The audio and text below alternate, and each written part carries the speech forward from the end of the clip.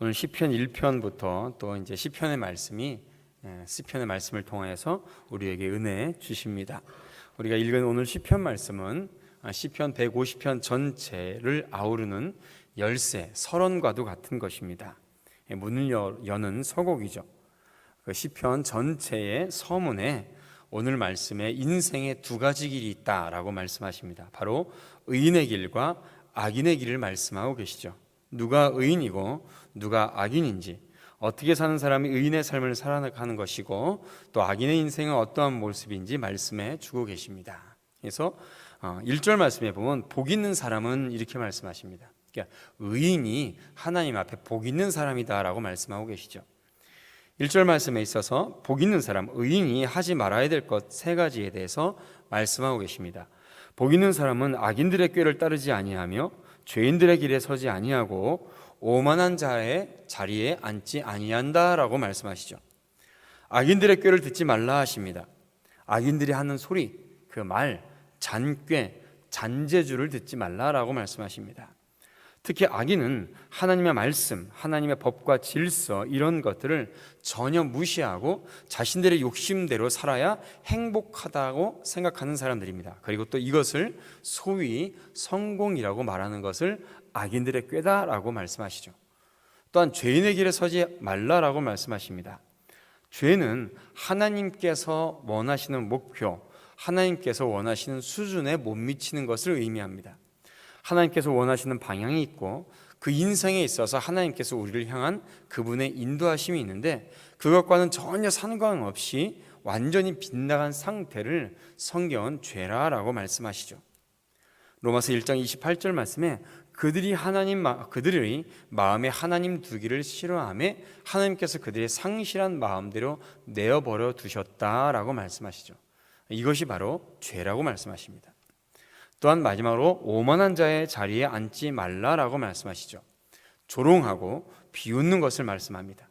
하나님의 뜻대로 사는 사람들을 비웃는 것, 심지어 하나님을 모독하고 주의 예배를 회방하는 것을 오만한 자다라고 말씀하십니다. 오만불손하다라는 말이 있죠. 바로 그런 말을 말씀하십니다. 무시하고 깔보고 업신여기는 것을 말씀하고 계시는 것입니다.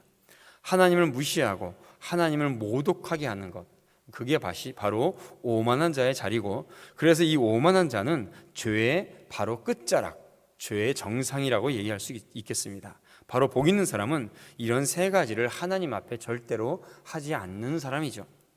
그리고 2절에 복 있는 사람이 해야 될 적극적인 자세가 있습니다. 오직 여호와의 율법을 즐거워하여 그의 율법을 주야로 묵상하는 자가 바로 의인, 복 있는 사람이다 라고 말씀하고 계시죠. 하나님의 말씀을 즐거워하는 사람이 의인이고 복 있는 사람이다 라고 말씀하십니다. 어떤 사람이 자기를 사랑하는 사람에게 이런 고백의 편지를 썼습니다. 밥을 먹으면 하루가 행복하고, 핸드폰을 사면 일주일이 행복하고, 차를 사면 한 달이 행복하고, 집을 사면 1년이 행복합니다. 그러나 당신과 함께하라면 평생이 행복합니다 라고 이제 이렇게 고백의 글을 썼대요. 자, 얼마나 행복하면 이런 글을 썼을까요? 하나님 앞에 이렇게 행복하시죠? 아멘. 예. 아멘. 예. 하나님의 말씀을 즐거워하는 것이 하나님을 즐거워하는 것입니다. 하나님의 말씀을 읽는 것이 즐겁고 하나님을 만나기 위한 예배가 즐거운 사람이 바로 의인이고 복 있는 사람이다 라고 말씀하십니다. 시편 119편 14절에 내가 모든 재물을 즐거워함같이 주의 증거들의 도를 즐거워하나이다 라고 말씀합니다. 누구나 자신이 좋아하는 어떤 물건들, 재물들이 있습니다. 어떤 사람은 카메라를 그렇게 좋아하는 분들이 계시더라고요. 어떤 분들은 노트북을 그렇게 즐거워하고요. 어떤 분들은 신상구들을 그렇게 즐거워하고 좋아하시는 분들이 있습니다. 그런 재물을 좋아하는 것처럼 적어도 그 정도는 주의 말씀을 즐거워하는 사람이 정말로 하나님을 즐거워하고 하나님을 기뻐하는 사람이다 라고 말씀하시고, 그것이 바로 복된 인생이다 라고 말씀하십니다. 시편 119편 30절 말씀에 그들의 마음은 살쪄서 기름덩이 같으나 나는 주의 법을 즐거워하는 자이다 라고 말씀하십니다. 또한 시편 119편 103절 말씀해 보면 주님의 말씀이 송이꿀보다 더 단이다 라고 고백하죠. 하나님의 말씀이 자신의 삶의 나침판이 되고 매뉴얼이 되고 규범이 되는 것을 깨닫게 될 때의 고백이 주님의 말씀이 내 삶에 있어서 어찌 단지요 라고 고백하는 것이죠. 또한 119편 165절에 주의 법을 사랑하는 자에게는 큰 평안이 있으니 그들에게는 장애물이 없으리로다 라고 고백하고 있습니다. 하나님의 말씀을 가까이 하면 하나님의 복이 가깝고 그 사람이 주님 앞에 형통한 삶을 살아가게 될 줄로 믿습니다. 하나님의 말씀을 즐거워할 뿐만 아니라 또한 늘 묵상하는 사람이 바로 의인이다라고 말씀하시죠. 묵상한다라는 말은 늘 그 입에 읊조리고 산다라는 말씀을 하고 계십니다. 너무나도 즐거워서 그 입에서 주의 말씀이 떠나지 않는 것이죠. 하나님의 말씀에 인생에 있어서 그 무엇보다도 하나님의 말씀에 집중하는 삶을 의미합니다. 하나님의 말씀이 즐거워 그 말씀대로 살려고 노력하고 집중하는 것이죠. 기쁠 때도 주의 말씀이 그 입에 있을 뿐만 아니라 억울하고 분통 터지는 일이 생길 때에도 어디다 하소연하지도 못할 일이 내 앞에 있을 때에도 성경을 읽고 되뇌이면서 주님 앞에 나가는 것을 말씀하고 계십니다. 참으로 억울하고 분통 터지는 일이 많은 세상입니다. 믿음의 사람들이 믿음대로 살려고 할 때 그것을 옆에서 비웃고 헐뜯는 그런 시대에 살고 있습니다. 그러할 때에도 내 마음이 흩어지지 않고 주의 말씀 앞에 있는 것을 말하고 있는 것이죠. 오직 주의 말씀만이 우리의 심령을, 우리 마음속에 있는 쓴 뿌리들을, 그리고 아픔과 모든 슬픔을 완전히 깨끗하게 해결해 주실 줄로 믿습니다.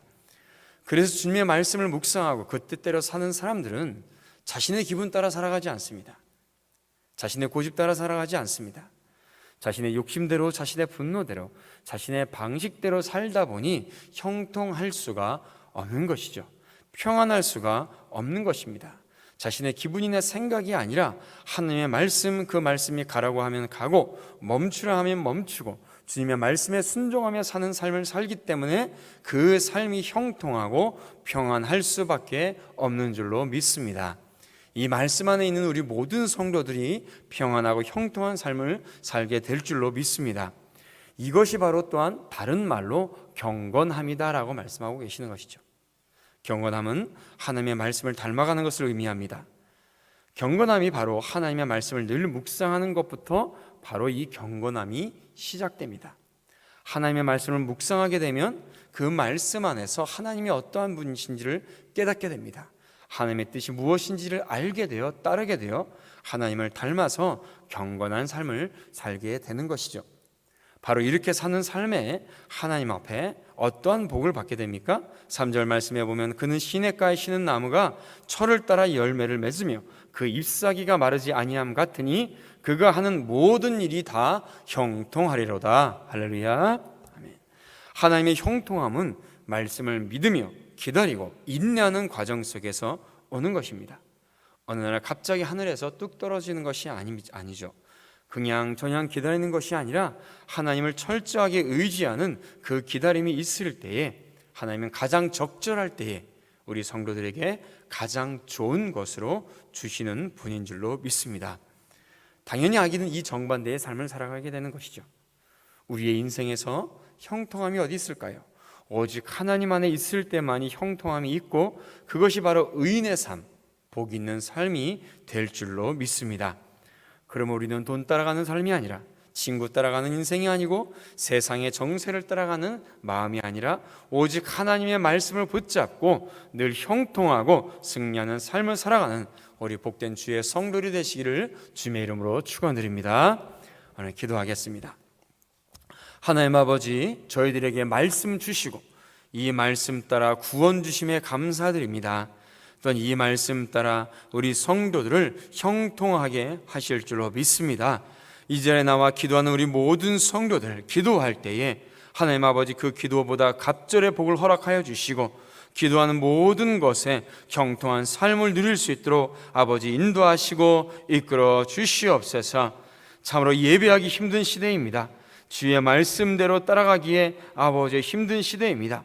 그러나 하나님 아버지, 우리 사랑하는 성도들을 기도하며 이럴 때일수록 더욱더 주님을 의지하며 말씀 따라 믿음 따라 살아가는 형통한 주의 복된 성도들이 될 수 있도록 아버지 이끄시고 인도하여 주시옵소서.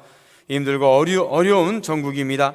저 하루속히 이 코로나 전국이 맞춰지게 하시고 끝나지게 하여 주시고 더욱더 하나님 앞에 예비하며 더욱더 담대히 주의 말씀을 전할 수 있는 복된 교회와 성도들이 될 수 있도록 주님 아버지 인도하여 주시옵소서. 오늘 하루도 주의 말씀 가운데 형통한 삶을 살게 하실 줄로 믿사오며 감사드리며 예수님의 이름으로 기도드리옵나이다. 아멘.